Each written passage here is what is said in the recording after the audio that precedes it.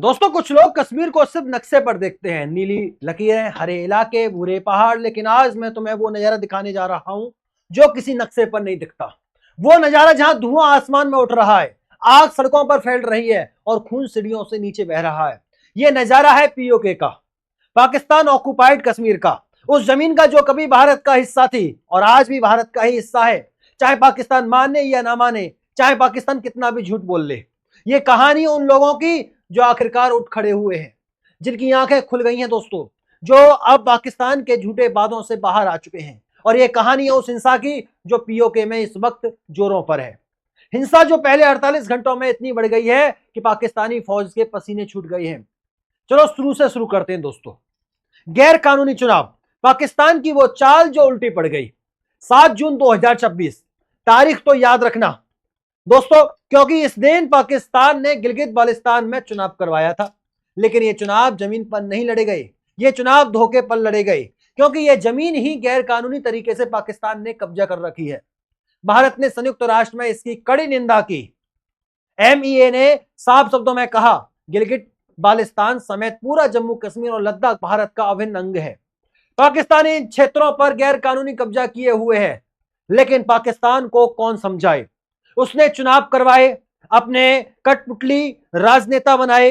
वो सोच रहा था कि इस चुनाव के जरिए वो दुनिया को दिखा देगा कि गिलगित बाल्टिस्तान पाकिस्तान का हिस्सा है। लेकिन नतीजा उल्टा आया दोस्तों।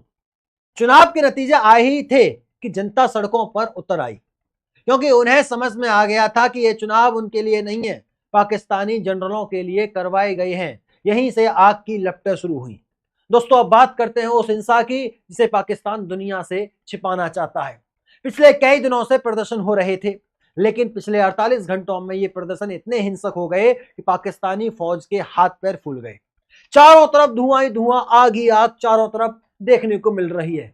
हाहाकार मच रहा है, लोग सड़कों पर लड़ रहे हैं, सेना से मुकाबला कर रहे हैं और पुलिस को तो लोगों ने रौंद रौंद के भगा दिया। सच में दोस्तों, पुलिस वाले लाठियां छोड़कर भाग रहे थे। लेकिन यहां सबसे बड़ी बात यह है कि प्रदर्शनकारी अब सिर्फ नारेबाजी नहीं कर रहे, वो पुलिस के दफ्तर जला रहे हैं, सेना की चौकियां तोड़ रहे हैं, उन पॉलिटिशियनों के ऑफिस जला रहे हैं जिन्हें पाकिस्तानी फौज ने कठपुतली बनाकर बैठा रखा था। मतलब दोस्तों, पीओके में अब कोई पुलिस थाना सुरक्षित नहीं है, कोई सरकारी इमारतें बची नहीं है, हर तरफ सिर्फ आग और तबाही है। और पाकिस्तानी सेना उसने ओपन फायर कर दिया। जी हां दोस्तों, आम जनता पर खुली गोली चलवा दी। और ये मैं नहीं कह रहा, ये रॉयटर्स ने खबर छापी है, अमेरिका का वो अखबार जो दुनिया की सबसे बड़ी खबरें छापता है।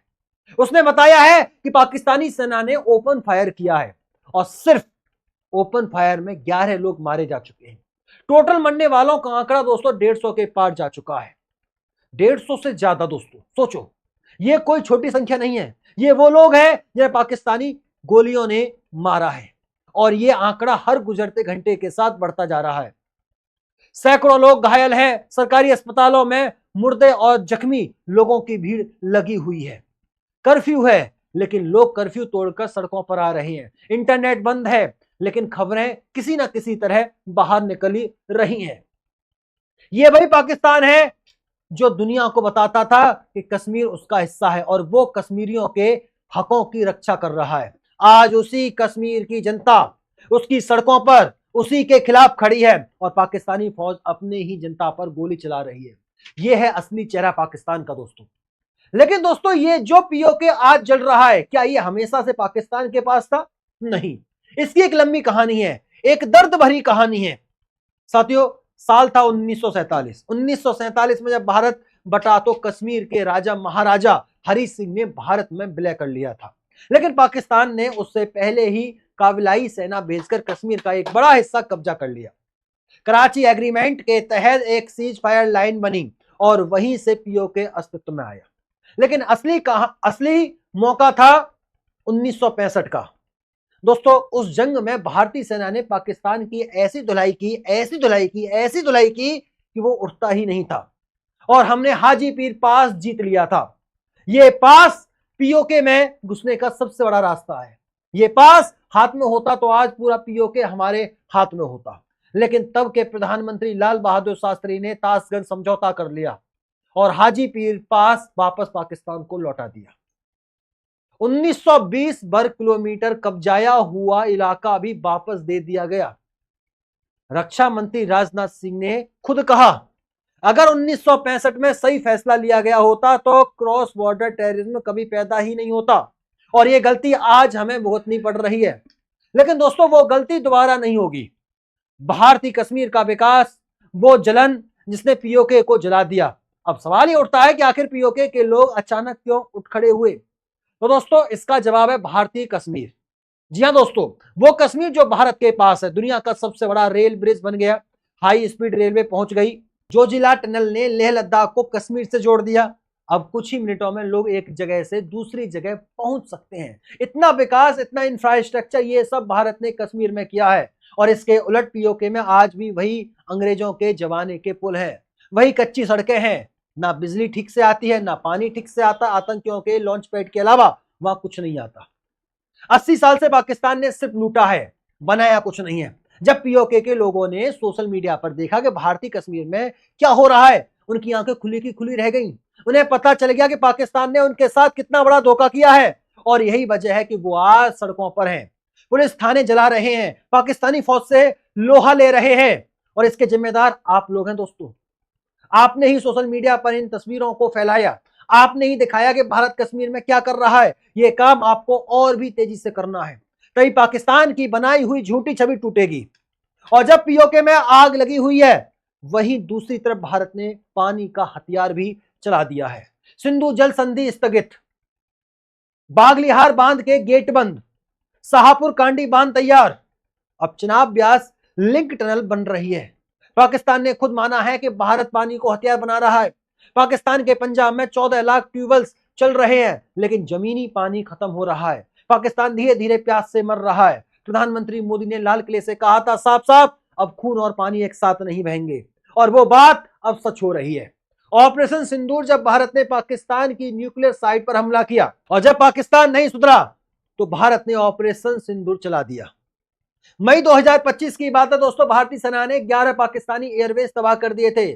लश्कर ए तैयबा का मुख्यालय मुरिद के ध्वस्त कर दिया, जैसे मोहम्मद का मुख्यालय बहावलपुर ध्वस्त कर दिया। लेकिन सबसे बड़ी बात दोस्तों, ब्रह्मोस मिसाइल ने पाकिस्तान के nuclear command and control hub को कंडीशनिंग बैंड के जरिए निशाना बनाकर नष्ट कर दिया।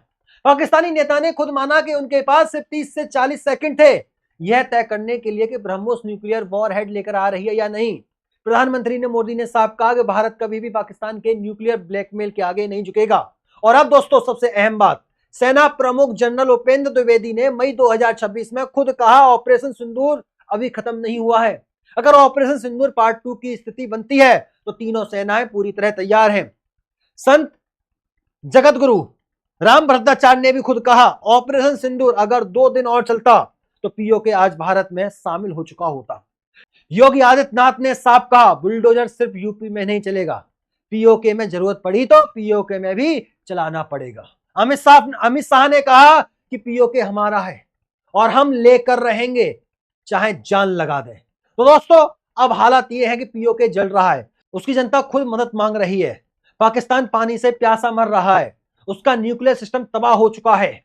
भारतीय सेना तैयार है, 1965 की वो गलती अब नहीं होगी। अब पीओके हमारा होकर रहेगा, अब दिवाली पीओके में ही बनाई जाएगी।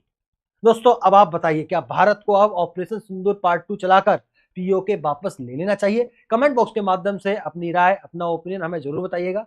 फिर मुलाकात होती है शानदार, दिलचस्प, बेहतरीन अपडेट के साथ। तब तक के लिए नमस्कार, राधे राधे, राम राम, जय श्री राम, जय हिंद, जय भारत, वंदे मातरम।